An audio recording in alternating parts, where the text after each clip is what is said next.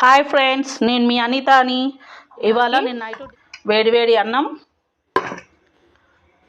చేసుకున్నాను ఫ్రెండ్స్. ఎందుకంటే ఇది నేను ఫస్ట్ టైం కారం పొడి చేసినాను.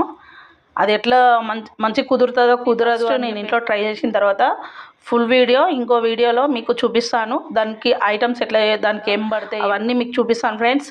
ఇంకొక వీడియో కాకరకాయ కారంతో మీకు ఫుల్ వీడియో పెడతాను.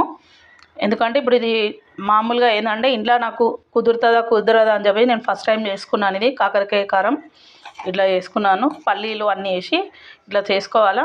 ఇది మనకేంటంటే నిల్వ కూడా ఉంటుంది.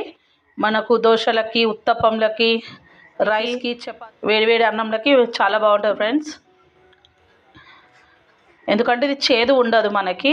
ఇంతకుముందు మీకు కాకరకాయ పచ్చడి చూపించాను కదా, అట్లనే ఇది ఇట్లా మన పౌడర్ లెక్క వస్తుంది అనమాట. ఇది మొత్తం మన శనగపప్పు, మినపప్పు అన్నీ కలిపి ఇట్లా చేసుకున్నాను. నాకు మంచిగా కుదిరింది. ఇది మనకు ముక్కలు కూడా మనకు చేదు ఏమి ఉండవు ఫ్రెండ్స్. ఇది మంచిగా వచ్చింది నాకు. ఎందుకంటే ఫస్ట్ టైం చేసిన కాబట్టి నేను ఇంట్లో చేసిన తర్వాత అది మంచిగా కుదిరితే అని చెప్పేసి నేను ఇవాళ అయితే ట్రై చేసినాను. మంచిగా వచ్చింది. మనకు కాకరకాయ కూడా మనకి ఎక్కడ చేదు అనేది ఏం లేదు, మంచిగా ఉంది. నేను ఫుల్ ఇంకొక వీడియో చేసి నేను మళ్ళీ పెడతాను ఫ్రెండ్స్.